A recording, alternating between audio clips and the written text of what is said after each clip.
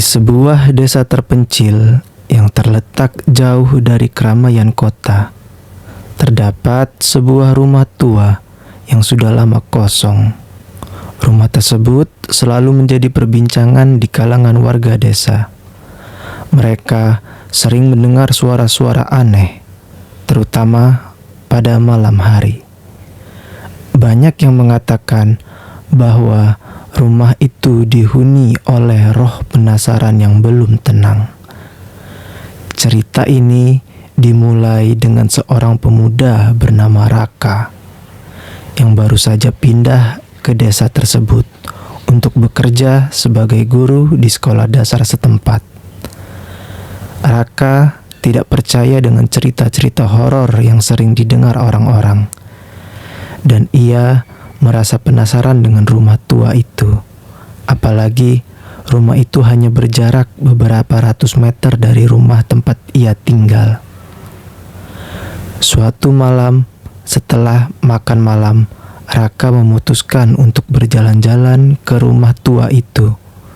Ia penasaran, ingin melihat sendiri apakah cerita-cerita yang beredar benar adanya atau hanya cerita belaka. Dengan perasaan sedikit berdebar, Raka berjalan menuju rumah yang sudah rusak itu. Sesampainya di depan pintu rumah, ia merasakan hawa yang sangat dingin. Meski udara malam tidak terlalu dingin, suara angin yang berhembus membuat ranting pohon di sekitar rumah itu berdesir, menciptakan suasana yang mencekam. Raka menatap pintu yang hampir roboh, dan dengan nekat ia mendorong pintu itu perlahan. Pintu terbuka dengan suara berderak keras. Di dalam rumah, udara terasa sangat lembab dan bau apek menyengat. Raka melangkah hati-hati mencoba menyesuaikan penglihatannya di dalam kegelapan. Namun, tiba-tiba ia mendengar suara langkah kaki di atas lantai kayu. Langkah itu pelan tapi jelas terdengar. Raka terdiam dan napasnya terasa semakin berat. "Siapa itu?" tanyanya dengan suara gemetar, meskipun ia tahu tidak ada siapa-siapa di dalam rumah. Namun, tidak ada jawaban. Raka melangkah lebih jauh, dan pada saat itu ia melihat sesuatu yang membuat bulu kuduknya merinding. Di pojok ruangan ada sosok putih yang berdiri tegak dengan kain kafan menutupi seluruh tubuhnya, hanya meninggalkan mata yang terbuka lebar dan kosong. Sosok itu tampak seperti seorang pocong. Raka terbelalak, jantungnya berdegup kencang, tubuhnya terasa kaku, dan ia ingin berlari, namun kakinya terasa seperti tertanam di dalam lantai. Ia tak bisa bergerak. Sosok pocong itu perlahan-lahan bergerak mendekat. Gerakan tubuhnya yang melompat-lompat membuat suara berdetak yang mengerikan. Setiap lompatan pocong itu semakin mendekat dan semakin terasa hawa dingin yang menusuk tulang. Raka berusaha menenangkan diri, namun ketakutan mulai menguasai pikirannya. "Kenapa kamu di sini?" Suara itu terdengar di telinga Raka, seperti bisikan halus namun mengerikan. Raka yang nyaris tidak bisa berkata-kata mencoba untuk berbalik dan berlari keluar. Namun, sebelum ia sempat bergerak, pocong itu menghalangi pintu keluar dengan lompatan yang sangat cepat. Wajahnya yang pucat dan mata kosong itu menatap Raka dengan penuh amarah. Tiba-tiba, Raka mendengar suara langkah lain dari belakang. Ketika ia menoleh, ia melihat beberapa pocong lain muncul dari kegelapan, masing-masing dengan wajah yang penuh kemarahan dan tubuh terbungkus kain kafan. Mereka bergerak lambat, namun jumlah mereka semakin banyak seakan mengelilingi Raka.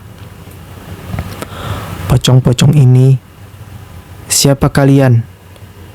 Raka berteriak dengan suara terbata-bata, takut kalau mereka mendekat lebih jauh. Salah satu pocong itu menjawab dengan suara serak. "Kami adalah mereka yang terkurung dalam kematian yang tidak wajar. Kami terperangkap oleh sumpah dan kutukan yang tak dapat terlepas." Dengan ketakutan yang semakin meluap, Raka mundur pelan-pelan, berusaha mencari jalan keluar. Namun, setiap kali ia bergerak, pocong-pocong itu juga bergerak mengejarnya. Langkah mereka makin cepat dan semakin menakutkan. Raka tahu ia harus segera keluar dari rumah ini, atau ia akan menjadi korban selanjutnya. Dalam keadaan panik, ia melompat keluar melalui jendela yang pecah dan berlari dengan sekuat tenaga ke arah desa. Namun, meski ia berlari secepat mungkin, suara langkah-langkah berat pocong itu terdengar terus mengejar di belakangnya. Ketika akhirnya ia sampai di rumahnya, tubuh Raka gemetar hebat. Ia mengunci pintu dan jendela dan berusaha tidur meski masih merasa sangat takut. Namun, malam itu ia tidak bisa tidur, seakan ada sesuatu yang terus mengintai di luar rumah. Pada pagi hari, Raka terbangun dengan perasaan cemas. Ia bergegas menuju sekolah. Namun sepanjang perjalanan, ia melihat banyak warga desa yang berbisik-bisik. Ada yang mengatakan bahwa rumah tua itu telah terbakar semalam, dan beberapa orang yang berani mendekat ke rumah itu menghilang tanpa jejak. Raka merasa ada yang tidak beres, dan ia mulai menelusuri lebih jauh tentang sejarah rumah itu. Ternyata, rumah itu dulunya milik seorang dukun yang sangat kuat. Namun, suatu hari, ia melakukan praktik terlarang yang membuat banyak orang terenggut nyawanya. Sebagai akibat dari perbuatannya, ia dan para pengikutnya dikutuk untuk terperangkap dalam bentuk pocong, menghantui siapapun yang mencoba memasuki rumah itu. Sejak malam itu, Raka tak pernah berani mendekati rumah itu lagi.